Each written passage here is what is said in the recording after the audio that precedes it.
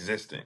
So this episode is really just intended to reinforce the necessity of mindset being at the, and I don't even like the word mindset anymore. I'm going to upgrade our language here and say uh, our cognitive mapping. Okay, the way that you think, interpret, and perceive situations is what we're going to say cognitive mapping is. And we have to re-emphasize and reinforce that that is the most important element of human performance optimization and getting to a place of peak output relative to your responsibility and where you are in both your health and lifespan. So we're evolving from the topic of just sheer longevity into how do you thrive? How can you take your performance to a new level? How can you be a more dynamic leader? How can you earn a tremendous amount of money? How can you have better power and social dynamics? And then how can you have a better health framework? One that allows you to do things that, in your 20s seemed ridiculous. When you get to your 50s and your 60s and your 70s, you're still able to perform at high levels and do amazing things and challenge all reasonable known beliefs. We see that happen every day. So it's not like this is foreign. And especially we have access to super intelligence. Because we have access to super intelligence, it's quite reasonable that we can create what's called superhumans. And but again, that starts with the foundation at the physiology of self. So this episode, as you probably realize from the title, is going to be about what's called cognitive supremacy. And as we just mentioned, cognitive mapping is going to be simply being able to interpret a situation, transform it into from a place of a victim to a victor, i.e., how can I use this to my advantage? Because we firmly believe that every situation can be used to your advantage, no matter how bad it may seem. With a simple shift of perspective, you can shift the very reality. As I wrote about initially in the Durkheim Paradox, continued existence of humankind is not guaranteed, guys. We're seeing AI and robots replace jobs, and it's very reasonable to say like, oh, well, they won't completely replace us. That doesn't mean you can't make yourself competitive. That doesn't mean you can't make your spot known in the reality of humankind, right? Build your own table, build your own chair, pull up to that thing and say, hey, I'm here to eat, but this is exactly why. Just expecting to exist and not being replaced is a surefire way to be replaced. But I'm sure because you're listening to this, you're not one of those people. In the Durkheim Paradox, I primarily outline the concept of self-optimization, and it's a critical component to what we call human durability. One of our company's Durkheim Technologies is designed to outline tools and solutions for people to be more durable. We don't want to change you. We don't want to create cybernetic enhancements at that level. We just want people to understand what the basic foundation of their power is, what kind of access to potential you have at your very fingertips. So the paradoxical equation, or why it's called the Durkheim paradox, is that adoption of simple, effective changes could be the solution to survival. So where we complicated things for years and years and years and years and years, a simple shift in a perspective unlocked and solved so many problems that went unsolved for generations. And it's the thought that where we were working and grinding and doing these things where we thought was the adequate solution was actually putting us in a worse state of potential. It's actually killing people faster. And we see that now more than ever because research shows that technology and medical advancements, biomedicine, and pharmaceutical interventions are more advanced than they've ever been, yet the quality of life in many people are declining. They're able to do less, they're more stressed, they're more anxious, and they're incapable of living a regular life. So I know for most of my audience that doesn't apply to you because you guys are elite performers and you're trying to find ways to better optimize yourself. But realize that you're going to be looked to as a leader.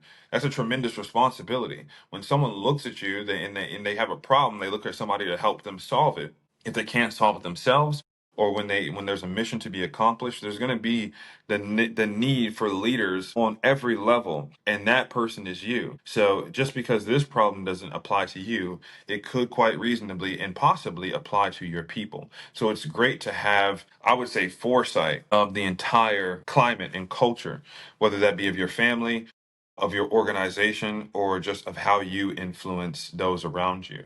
All right, so number four, the psychological barrier to overcoming performance is a lack of growth or a lack of yielding mentality. So the first tool that we outlined in the Dewey Human Paradox about 2 years ago was called a yielding mentality. And it's the premise that if you don't have the mindset to perceive stress or perceive situations in your favor or in favorable light, then you're doomed to have inhibited performance.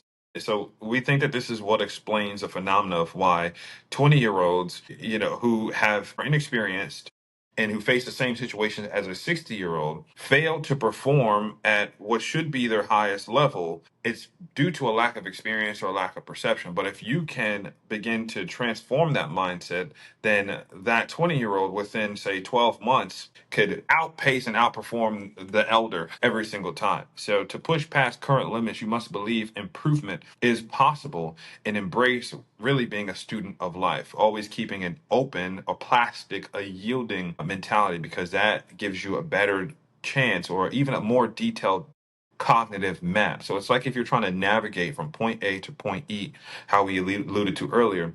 It's like having a 2D sketch of a map of an area you've never been versus having a 5D Google Map version where you have different terrain features, you have different markers, you have colors, you have height, you have a scale, you have a key, you have all these different factors that make you more able to traverse the terrain. So it's a huge difference. And in the Dewey Human Paradox, we outline this, that a mindset openness to change as is the gatekeeper to human durability. Without that, you will always be susceptible to whatever entity or problem is out there. So in this book, I underscore that every human has the natural ability to be more durable if they are willing to adjust their mindset and their habits. This goes for overrepresented and underserved communities. If you cling to fixed habits or pride, this is just how I am, or it is what it is, then you yield nothing and you learn nothing. You'll be stuck in a situation wondering why you're repeating the same cycles over and over again. So by contrast, a yielding or growth mentality lets you adapt and optimize. In fact, self optimization theory, the framework of systematically improving personal health and performance,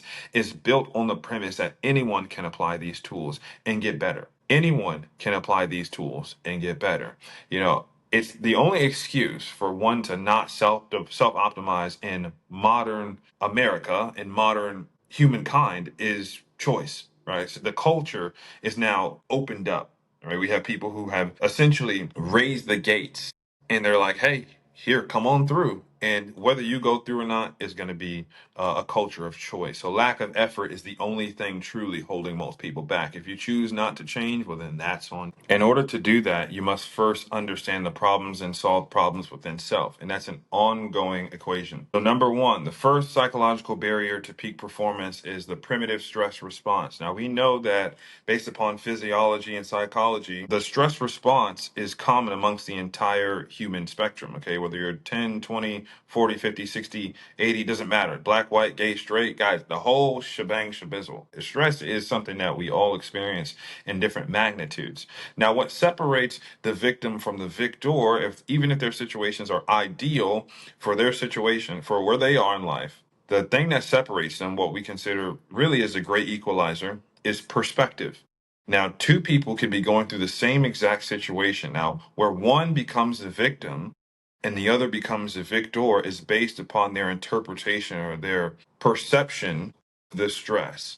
So, how they train their stress response mechanism is going to depend on how they can, or if they can even use that situation to their advantage. So, the goal here would be to train the stress perception mechanism into interpreting. Our brains are wired for survival first, okay, and performance second.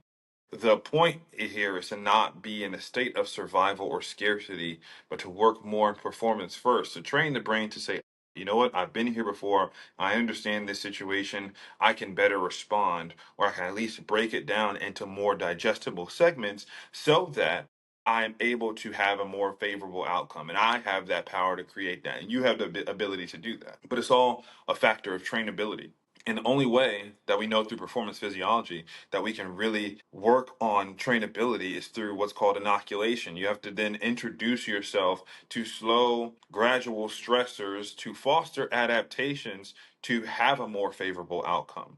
That's what exercise is. That's what getting prepared to go on mission is. That's what we see when we see basketball players, football players, Olympic athletes go out and perform. And even when all the pressure's on, they're still able to do amazing things because they've gone through that process over and over and over again of what we call stacking the wins through the dark times, so that it's almost as if they've rehearsed the situation so many times that the brain and the body, their cognitive mapping and their neuromuscular efficiency are synced to be able to execute like it's already happened thousands of times. And the more you do that, the better you can execute.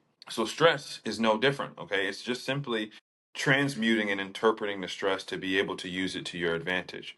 So in moments of overwhelm, you might feel your heart race and mind blank out, and this is what we call cognitive paralysis. And I outline this in detail in the Dewey Human Paradox. So in simple terms, when faced with too many stimuli or choices, people often fold under pressure, right? So even if you have 1,001 choices, instead of choosing one of them, you're like, I'm done, and they fold out. And it's a conscious action, but in simple terms, the brain is just overwhelmed. So they choose nothing rather than attempt to weigh and sort the options. But really, what it is at its fundamental level is a protective mechanism gone awry, the deer in the headlights effect. And it can affect anyone from a new athlete overwhelmed by coaching tips to a CEO facing analysis paralysis. In the next part of this, we're going to address how to overcome this fear response so that you can remain decisive and calm when others panic. So, this is important because you'll notice as you progress, as you rise through the ranks of performance, you'll have more stressful situations. You'll have more responsibility. You'll have more to take on. It doesn't get easier, but you get better the more you consciously practice.